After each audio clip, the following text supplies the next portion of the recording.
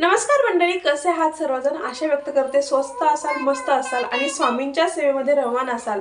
तर येत्या 2024 म्हणजे आता जे 2024 हे वर्ष चालू आहे, तर ह्या वर्षात प्रत्येकाने काही ना काही संकल्प केला असावा आणि स्वामींच्या सेवेमध्ये रममान असाल। तुमचा संकल्प जो केलाय तुम्ही, तर त्यामध्ये सुद्धा तुम्ही व्यस्त असाल अशी मी अपेक्षा करते आणि आजच्या या व्हिडिओला सुरुवात करते।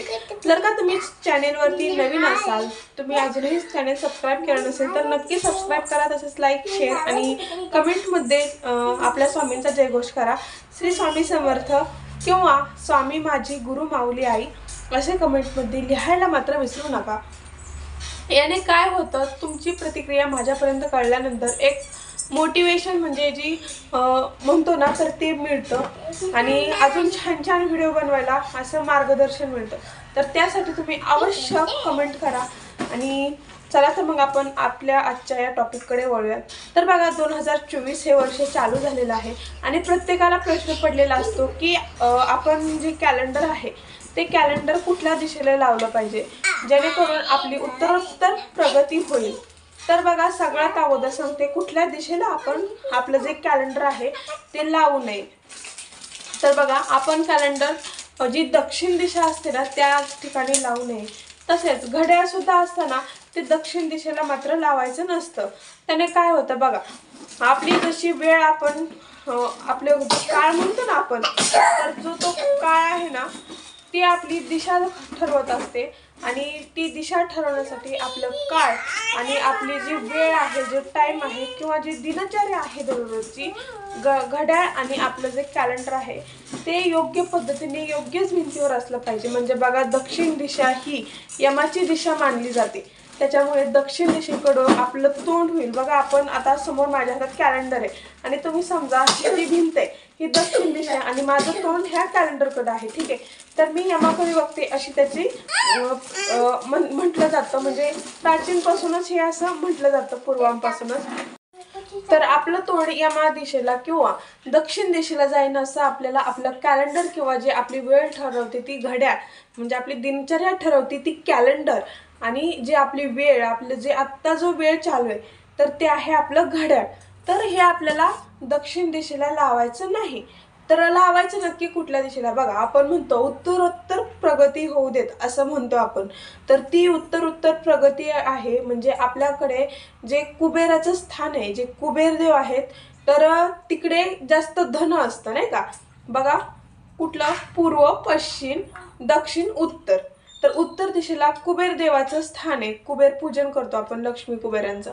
तर उत्तर दिशेला आपल्याला कॅलेंडर लावायचं आहे आणि त्याच भिंतीवरती आपल्याला घड्याळ सुद्धा लावायचे। आणि आपण बघताना आपण बघतो उत्तरेकडे आपले तोंड होणार आहे, तर आपले उत्तरेकडे जेव्हा तोंड होतं तर आहे ना, असं म्हणतात की आपल्याकडे कुबेर देवांचं आगमन होते। तर याच्यासाठी आपल्याला सगळ्यात जास्त धनांनी भरलेलं म्हणजे कुबेरदेव आणि उत्तरेकडे धनाची पेटी असं सुद्धा मानलं जातं।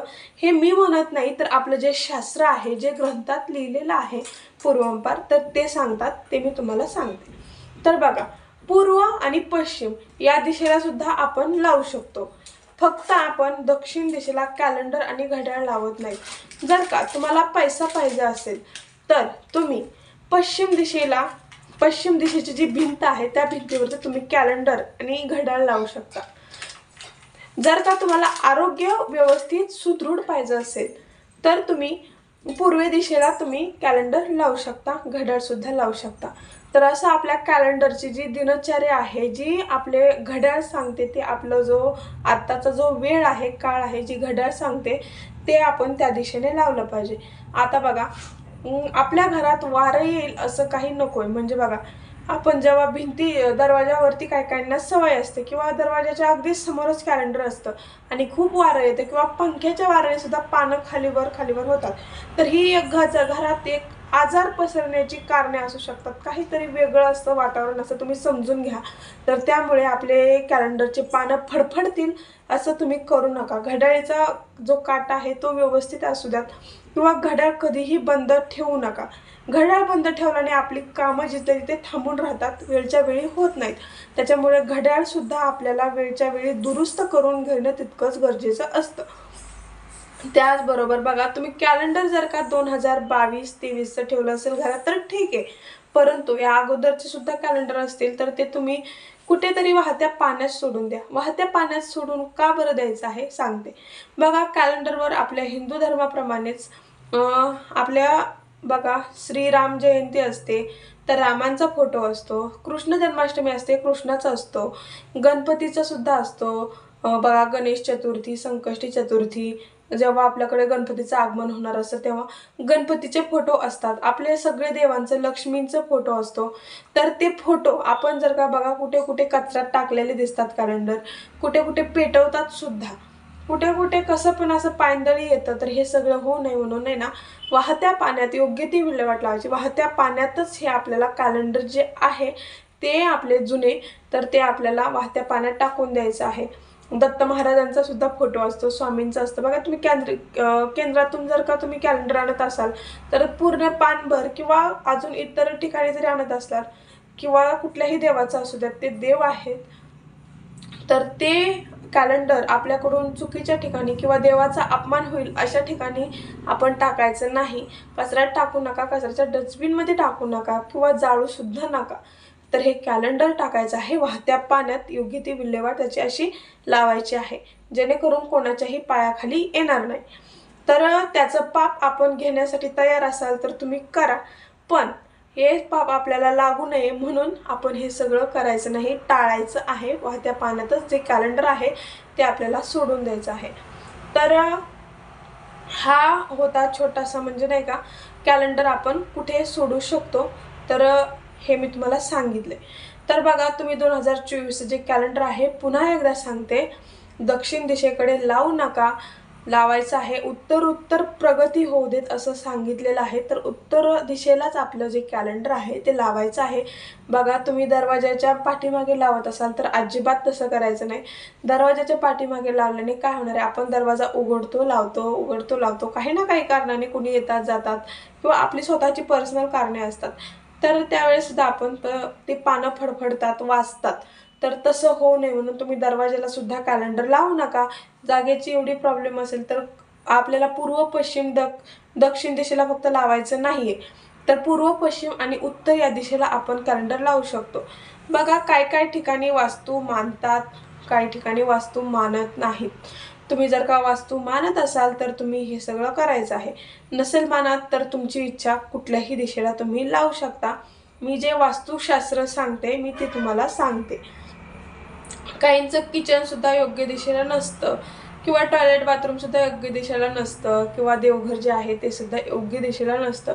तर हे सगळ्या गोष्टी वास्तुशास्त्रानुसार असणं खूप गरजेचं असतं, नाहीतर आपल्या घरावरती वाईट परिणाम येतात. सतत दुखणे, आजारपण, घरात पैसा न येणे किंवा घरातल्या कटकटी, अडीअडचणी, घरातील वादविवाद, भांडण, अशा गोष्टी घडत असतात आणि आपल्याला कळत नाही ते का घडतात. त्याचं कारण एकच असतं, वास्तुशास्त्र. बघा, तुमच्यावरती जेव्हा वेळ येते ना तेव्हा तुम्ही आपोआप न सांगता वास्तूकडे वळता. वास्तुशास्त्र जे सांगतात किंवा तुमचे जे ब्राह्मण आहेत, तुम्ही बघायला जाता तुमची रास कुठली आहे किंवा काय, असं का होते. परत त्यानंतर मग तुमचं घर चेक केलं जातं किंवा तुमच्या घरातली जी माती आहे ती आणून दाखवा म्हणतात. तुम्ही जिथे जाल तिथे ब्राह्मण काका असतील किंवा इतर तुम्ही ज्यांना मानता, तुमची रास दाखवता त्यांना तुम्ही ते म्हणतात मग घरातली माती आणा, मग मी सांगतो तुम्हाला नक्की काय आहे ते, असं काय काय असतं. आणि मग ज्यावेळेस आपल्यावरती वेळ येते ना तेव्हा आपोआप आपल्याला वास्तू कळतात. मग त्यावेळेस आपण वास्तुशास्त्राच्या मागे, ज्योतिषांच्या मागे लागतो.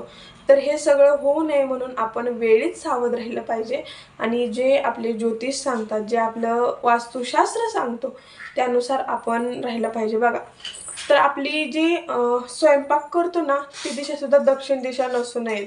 पूर्व पश्चिम ठीक आहे, उत्तर ठीक आहे, पण आपलं तोंड दक्षिण दिशेला जाईल असं होऊ नये.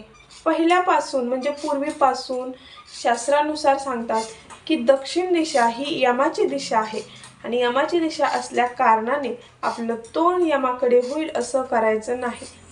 तर हा होता छोटासा व्हिडिओ. 2024 मध्ये तुम्ही कॅलेंडर कुठे लावू शकता त्याचबरोबर मी घड्याळीचं सुद्धा सांगितलं, म्हणजे वेळ आणि काळ, म्हणजे बघा आपली दिनचर्या आणि वेळ जे सांगतं ते कॅलेंडर आणि घड्याळ. तर याविषयी मी थोडक्यात तुम्हाला माहिती देण्याचा प्रयत्न केला. जे शास्त्र सांगतं तेच, आणि तुम्ही हेच करा. आणि तुम्हाला अजून एक सांगते, जर का तुम्ही काही ठरवलं असेल, जर का तुम्हाला वाटत असेल 2024च्या डिसेंबर किंवा नोव्हेंबर ऑक्टोबर कुठल्याही महिन्यापर्यंत माझं घर होणार आहे, असं जर का तुम्हाला वाटत असेल, तर तुम्ही ना एक तारीख लिहून ठेवा. डिसेंबरची कुठलीही एक तारीख ठरवा, 20 ठेवा किंवा 1 डिसेंबर ठेवा किंवा 31 डिसेंबर ठेवा. तर ती तारीख ठेवा, त्या तारखेला हिरव्या पेनाने गोल करा आणि बघा आज किती तारीख आहे ती ठरवा. तुम्ही कधी व्हिडिओ बघतायत ते, तर त्या तारखेनुसार त्या तारखेला तुम्ही, उदाहरणार्थ बघा आज तारीख किती आहे, तर आज आहे 5 तारीख. तर 5 तारीख, आज 5 तारीख आहे, तर आहे ना असं त्या 5 तारखेला गोल करायचं आहे आणि घर हे शब्द लिहायचं आहे. तर उद्या सुद्धा म्हणजे येत्या 31 डिसेंबर पर्यंत हिरव्या पेनाने तुम्हाला जेव्हा जेव्हा वाटेल तुमचं घर होणार आहे, तेव्हा तेव्हा तुम्ही आठवणीने हिरव्या पेनाने त्या अंकाला, आज 5 तारीख आहे, उद्या बघताय उद्या 6 तारीख आहे, जर का कुठे गावाला गेलात ना तुम्ही, तर तुम्ही लिहू नका, पण मनात मात्र एक निश्चय ठेवा की माझं घर होणार आहे. आणि फक्त होणार आहे आणि हिरव्या पेनाने लिहून मात्र घर होणार नाही. त्यासाठी तुम्हाला प्रयत्न करणं सुद्धा तेवढेच गरजेचं आहे. तर त्याच्यासाठी तुम्ही प्रयत्न करा आणि तुमचं घर त्या तारखेपर्यंत, 31 डिसेंबरपर्यंत, 20 डिसेंबरपर्यंत किंवा 5 डिसेंबर किंवा नोव्हेंबरची जी तारीख असेल तुमची, जी फिक्स असेल 20, 21, त्या तारखेपर्यंत तुमचं घर होणार आहे असं तुम्ही लिहा. म्हणजे बघा एक प्रकारचं तुमच्याकडे काहीतरी काम लागेल तुमच्या मनाला, बुद्धीला, मला घर करायचंच आहे आणि हे होणारच आहे, हे निश्चय ठेवा. आणि वास्तूला सांगा, म्हणजे आपली वास्तू आहे कॅलेंडर, ही उत्तर दिशा आहे, कुबेरांची दिशा आहे. तर त्या दिशेला तोंड करून आपल्याला त्या कॅलेंडरवरती लिहायचं आहे. आपण काहीही बघत असताना, तर आपण कॅलेंडरला बघतो. कॅलेंडर शक्यतो, आता गृहिणी आहोत आपण, तर गृहिणी असतील तर किचनमध्ये सोयीस्कर पडतं, जागा असेल तर किचनमध्ये लावून घ्या. कसं असतं, बघण्यासाठी कॅलेंडर लागतं काही ना काही कारणाने. आणि जर का आपल्याला हॉलमध्ये जागा असेल तर आपण तिकडे सुद्धा लावू शकतो, आपल्याला जिकडे गरजेचं वाटतं तिकडे. तर आजचा हा व्हिडिओ तुम्हाला आवडला का, माहितीपूर्वक वाटला असेल तर नक्कीच व्हिडिओला लाईक करा, चॅनेलला सबस्क्राईब करा. व्हिडिओ पाहिल्याबद्दल तुम्हा सगळ्यांचे मनापासून धन्यवाद. श्री स्वामी समर्थ. अवधूत चिंतन. श्री गुरुदेव दत्त. धन्यवाद. नमस्कार.